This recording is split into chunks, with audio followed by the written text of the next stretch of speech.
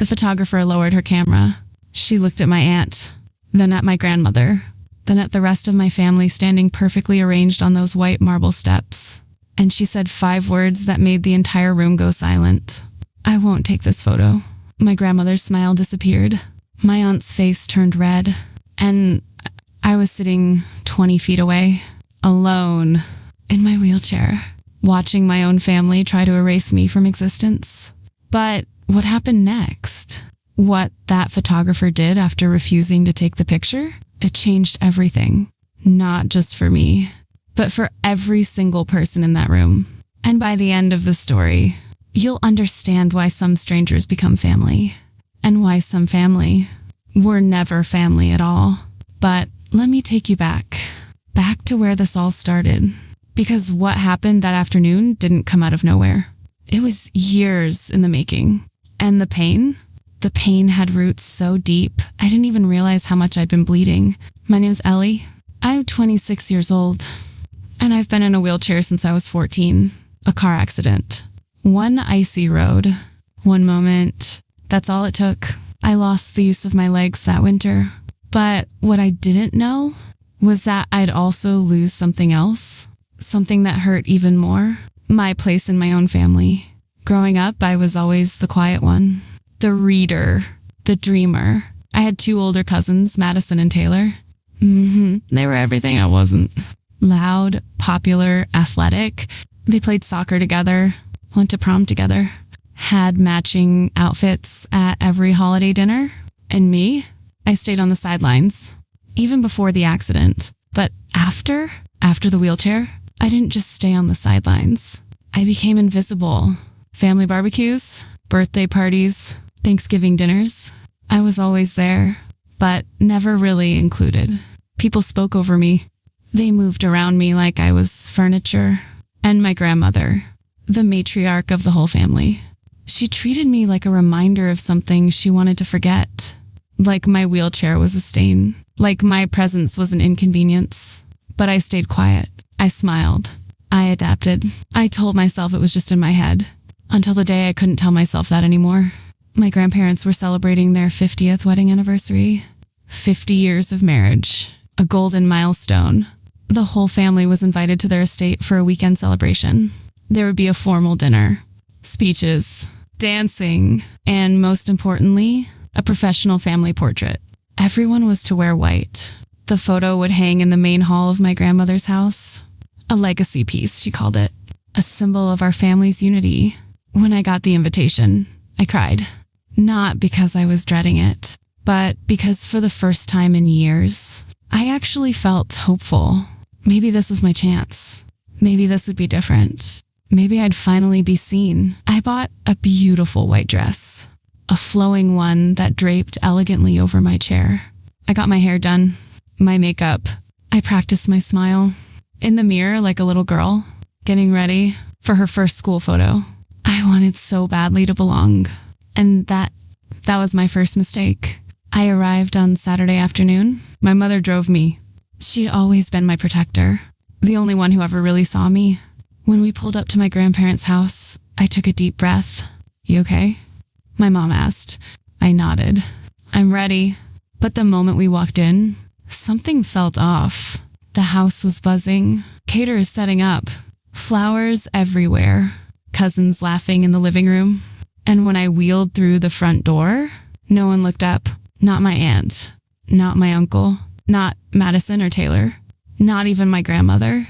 They just kept talking. Like I was invisible. Like I wasn't even there. My mom squeezed my shoulder. I swallowed the lump in my throat. And I told myself, fine. It's just nerves. They'll notice me later. But later never came. The next morning was the big day. The portrait was scheduled for 11 o'clock. Everyone gathered in the grand hall. White dresses, white suits, white smiles. And in the center of it all, my grandmother, wearing a silk gown that probably cost more than my car. She was giving instructions, arranging people, deciding who stood where. I stayed at the back, waiting for someone to tell me where to go. And that's when my aunt walked over. She crouched down beside my chair and smiled. Not a kind smile, a practiced one. "Allie, sweetie," she said, "we've been talking, and we think it might be best if you sit this one out." I blinked. "What do you mean?" "The stairs," she said, gesturing toward the marble steps where everyone was being arranged.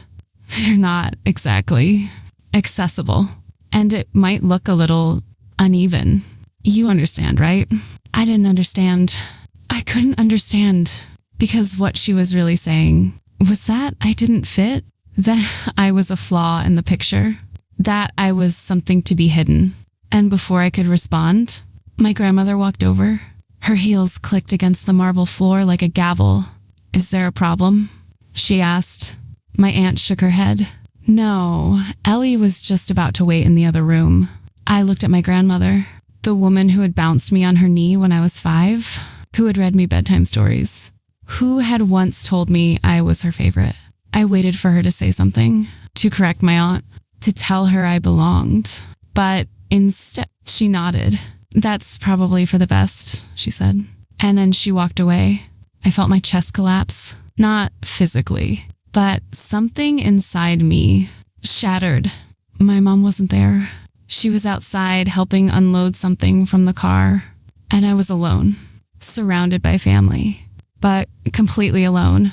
I wheeled myself to the corner of the room, not the other room. I refused to leave. If they were going to erase me, they'd have to look at me while they did it. The photographer arrived 10 minutes later. A woman in her early 40s, warm eyes, gentle smile. She introduced herself as Clara, and she started setting up her equipment.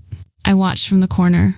I watched as my cousins laughed and posed, as my aunts adjusted their hair, as my grandmother stood in the center like a queen. And I wondered, how did I become a ghost in my own family? Clara started arranging everyone on the steps. She adjusted angles, moved shoulders, tilted chins. She was meticulous, professional, and then she stopped. She looked around the room, and her eyes landed on me, in the corner, alone.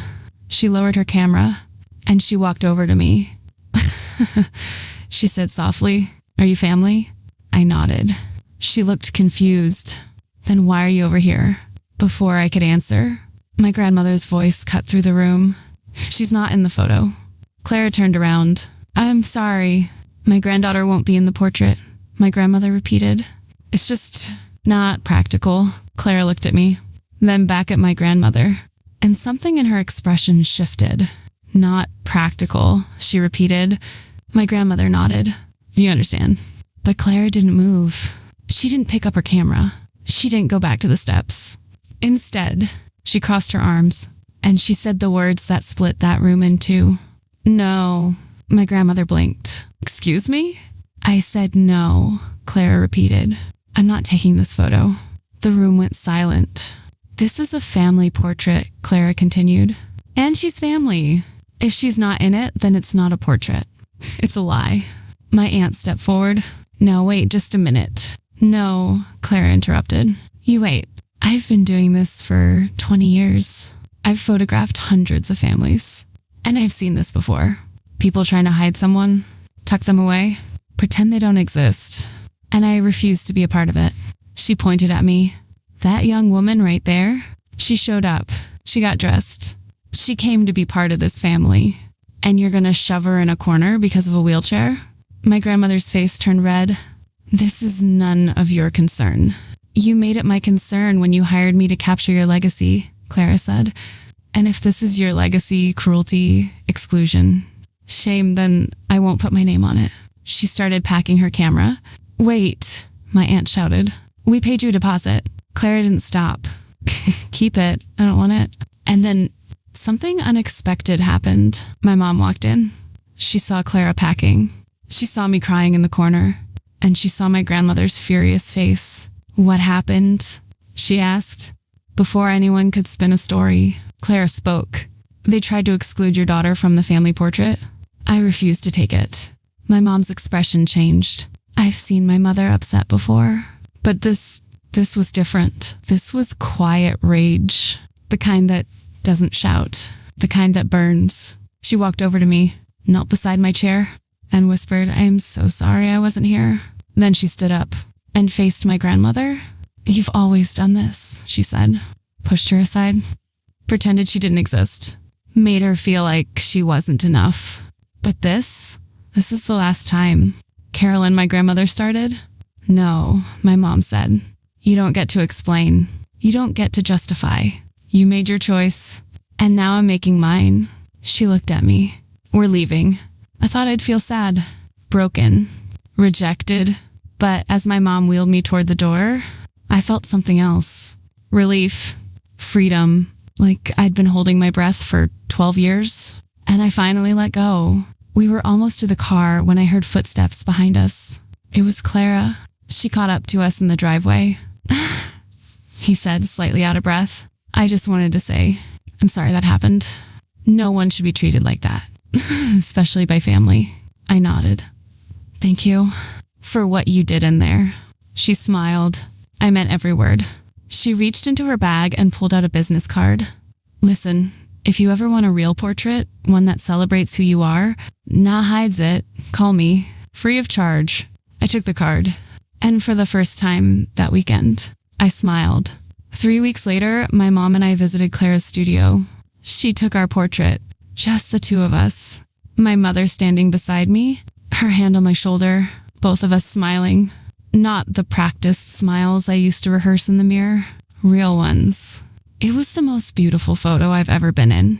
Not because of the lighting, not because of the setting, but because I was seen, truly seen.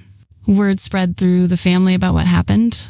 Some relatives reached out. They said they were sorry, that they didn't realize, that they should have spoken up. Some of them meant it, most of them didn't.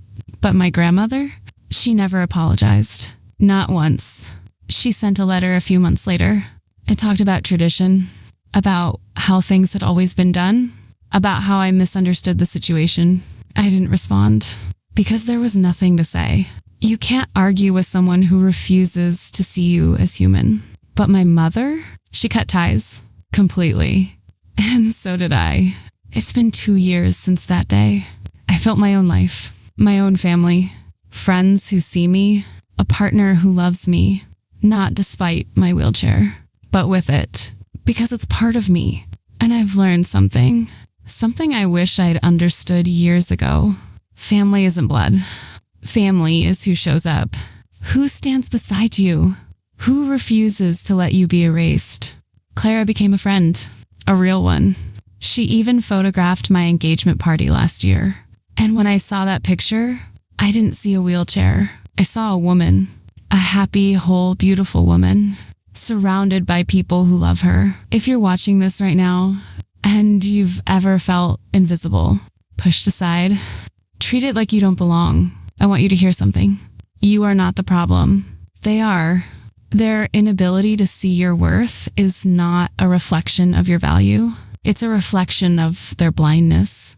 And sometimes the people who are supposed to love you the most are the ones who hurt you the deepest. That's not your fault. But healing from it, that's your responsibility. And you can, I promise you can, because I did. And I never thought I would. If this story touched you, if it reminded you of your own battle for belonging, leave a comment, share your truth. Because stories like these, they connect us. They remind us we're not alone.